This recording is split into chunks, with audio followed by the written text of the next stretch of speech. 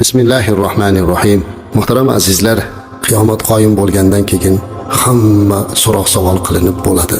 Azoblanadiganlar azoblanadi va biz bilishimiz kerakki, kimiki bu dunyoda Allohga iymon keltirgan bo'lsa-ki, la ilaha illalloh Muhammad rasululloh degan bo'lsa-ki, kim Allohdan o'zga iloh yo'q, faqat yolg'iz Alloh deb bunda mustahkam turgan bo'lsa, albatta u jannatga kiradi. Gunohlari uchun ma'lum bir azoblarni olar. Alloh xohlasa kimlardir gunohlarini kechirib yuboradi. Bu Allohning irodasida. Shirk va kufrdan o'zimizni saqlagan holda boshqa gunohlarimiz uchun tavba tazarru qilib, istig'forlar aytib Allohdan rahmatidan umid qilib jannatga kiramiz. Jannatga azizlar bizni faqat Allohning rahmati olib kiradi. Mana shu Allohning rahmatini umid qilamiz. Hamma hisob kitoblardan o'tib bo'lgandan keyin Kavsar suvidan ham ichib siroblar bo'lamiz. Payg'ambarimiz alayhisolatu vasallamning o'zlarining qo'llaridan suv ichiladi azizlar. Havzi Kavsar suvini ichgandan keyin qaytib inson chanqamaydi ekan. Ammo jannatdagi suvlarni esa endi chanqoqni bosmoqlik uchun emas, rohatlanmoqlik uchun ichilar ekan. Hamma hisob kitoblar tugab jannat tomon kelyapti. Siz azizlar ham mana shu jannat tomon ketayotgan ichidasiz. Alloh aytayaptiki, va Robbilariga taqvo qilganlar jannatga to'p-to'p bo'lib, guruh qilib olib kelinadi. Toki o'sha jannatga yetib kelgan chog'larida jannatning eshiklari ochiladi. Bilasizmi, bu yerda sizlarni kimlar kutib oladi? Ushbu oyatda Alloh aytayaptiki, hatto ular keladi jannatning oldiga. Va futihat abwabuha, va jannat eshiklari ochiladi. Va qala lahum khazanatuha, va jannat oldida tizilib turgan farishtalar siz azizlarga qarab, assalomu alaykum, xush kelibsizlar, qanday ham yaxshisizlar, salomlar bo'lsin, xush keldinglar. Bas endi mana shu yerda abadiy qoluvchi bo'lib jannatga kiringlar deb nido qiladi.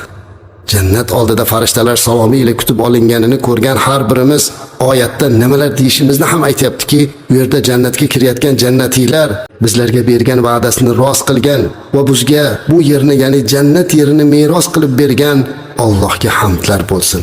Undan xohlagan joyimizni olamiz deydilar. Bas amal qiluvchilarning ajri qanday ham yaxshi bo'ldi.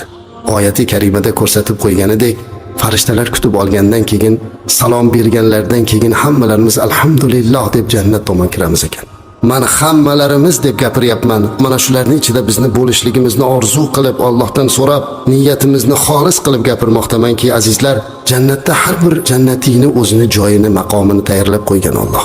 Uning qasri bor, uning makoni bor, lekin u yerga kirib biz qayerga boramiz deb so'ramaymiz ekan. Jannatga kirganlarni o'zlarini joyini topadigan qilib Alloh taolo ilhom berar ekan.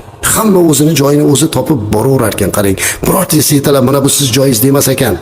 Siz jannat tomon kirib bordingizda ketyapsiz, yo'llar shunday go'zalki, atroflar ta'rifga sig'maydigan go'zallik.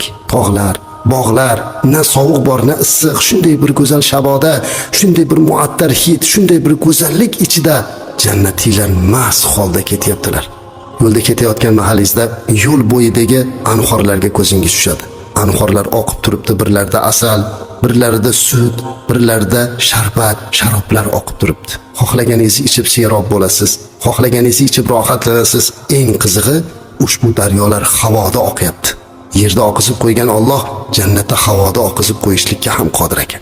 Bu narsalarni ko'rib ketayotib, birdan sizni qasringiz yo'liga ketayotganingizda bir gulga ko'zingiz tushib qoladi. Shunday go'zal gul ekanki, qarig'ingga mahliyo bo'lib, bunaqa go'zal gulni ko'rmaganman deb gulni oldida 40 yil qolib ketasiz ekan.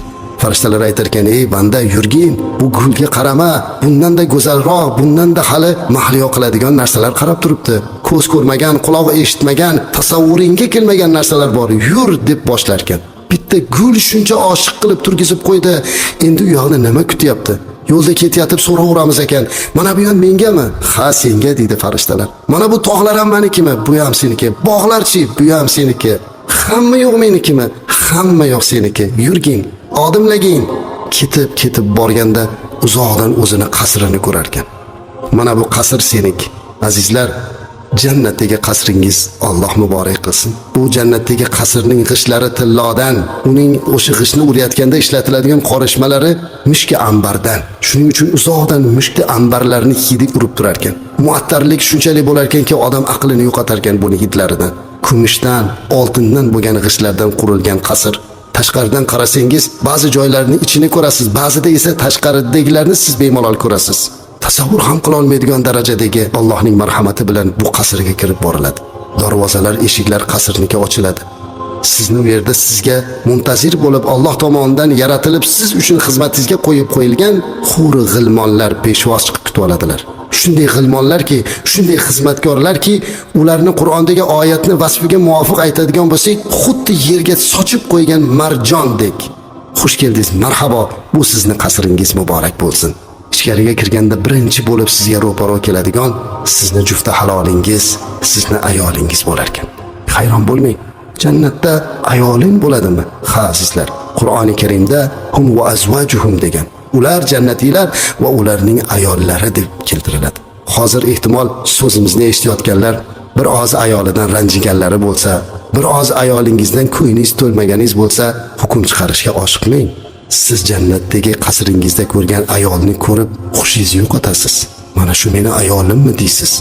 Ayolingiz shunday go'zal bo'lar ekanki, agar jannat ayolini bitta ro'moli bu dunyoga tushadigan bo'lsa, dunyo uni oldida lol.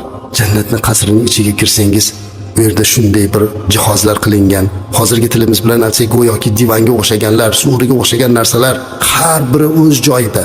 Billur idishlar, ovqatlarni, suvlarni quysa ichidan ko'rinib turadigan idishlar, uyning ichidagi muattarlik, mana bu narsalarni ko'rib oshiq bo'lasiz. Sizga hammasini tanishtiryapti. Ko'r buni deyapti farishtalar. Hamma oshiq. Tashqariga chiqasiz, qasringizni orqasidagi bog'larni ko'rasiz. Bu dunyoda biror marta ko'rmagan mevalaringiz bor. Olma yegim kelyapti deysiz, olma pishib, daraxtlari sizga asta shoxlari egiladi. Jannatda ovqat yeyaverasiz, suvlar ichasiz. U yerda hojat qilish yo'q, u yerda burun qoqish yo'q, u yerda tupurish yo'q. Hatto badandan chiqqan terlar ham mushka anbar bo'lib chiqadi. Hamma rohat farohatlar turgan bir paytda, bilasizmi nima bo'ladi shu payt? Azizlar, Alloh azza va jallaning nidosi kelar ekan. Ey jannat ahllari, assalomu alaykum. Ey jannat ahllari, sizlarga salom bo'lsin deb Alloh azza va jalla salom berar ekan. Buni eshitishlikdan ortiqroq rohat bormi azizlar? Butun jannat ahli o'zimizni yo'qotgan holatda Allohumma antas salam va minkas salam va ilayka yarji'us salam. Ya Rabbim, seni o'zing salomsan, sendandir barcha salomlar. Tinchlik, ofiyatlik sendan bizga keladi va butun salomlar senga qaytadi deb yuboramiz ekan. Shu payt Alloh azza va jalla jannat ahliga qarab, ey ahli jannat, mendan nima istaysizlar? Nima xohlaysizlar? Nimani ziyoda qilay deydi ekan. Shunda jannat ahlini so'raydigan narsasi hayron bo'lar ekan. Ya Rabbim, bizlarni gunohimizni kechirding. Bizlarni mana shunday jannat bilan ne'matlantirding. Shuncha narsalarni ko'rib biz yana nima ziyodalikni so'raymiz? So'ranglar, bugun sizlarga ziyoda qilinadigan kun. Nima xohlaysizlar? Aytamiz ekanki, ey Robbim, bizdan rozi bo'lishingni so'raymiz. Alloh aytar ekan, ey bandalarim, agar rozi bo'lmaganimda sizlar jannatga kirmas edinglar. Sizlardan rozi bo'lganligim uchun sizlar bugun jannatga kirdinglar. Ziyodalik so'ranglar, nima xohlaysizlar? Shunda jannat ahli so'rar ekan, Robbim, seni ko'rishlikni xohlaymiz. Shu payt Allohni to'sib turgan barcha pardalar ochilar ekan va jannat ahli Alloh azza va jallani ko'rishga musharraf bo'lar ekan azizlar. Uni tasavvur qila olmaymiz, uni aytib bera olmaymiz.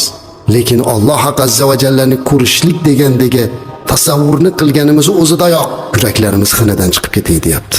Go'yoki butun dunyoni tark qilsak-ku, hozirda o'zida jannatga borib qolsak-ku, hozirda o'zida Alloh azza va jallaning bizga qarab turib salom berganini ko'rishlikni Alloh nasib qilsa deb yuborasan inson. Lekin hamma narsaning vaqti soati bor. Allohdan so'raylikki, mana shu Allohning diydorini ko'rishlikni Alloh bizga nasib qilsin. Allohning diydoridan keyin boshqa narsalar endi insonda, jannatdagi ne'matlar endi hech narsa bo'lmay qoladi. Balki eng katta mukofot Alloh azza va jallani ko'rishlikdir. Mana bu siz bizlarga va'da qilingan narsaning eng buyuki bo'ladi. Jannatning sifatlarini gapirganimizda soatlab, kunlab gapirib berishimiz mumkin. Payg'ambarimiz alayhisolatu vasallam qancha gaplarni gapirib berganlar. Bugun biz bir ozgina mana shu jannatga Alloh bizni zavqimizni, shavqimizni oshirsin deb sayr qildik xolos.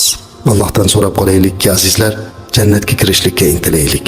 Hammamiz uchun jannatdagi joyimizni hozirlab qo'yilgan ekan, shu dunyoda o'zida uni obod qilaylik. Payg'ambarimiz alayhisolatu vasallam kim subhanallohi bihamdihi va subhanallohul azim desa, jannatga bir daraxt ekadi dedilar. Birgina zikr bilan bog'imizga daraxt ekamiz ekan. Daraxtni ko'paytiraylik azizlar.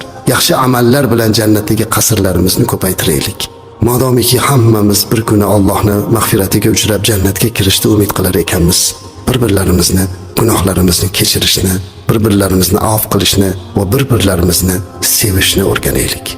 Alloh hammamizni jannatda jamlasin.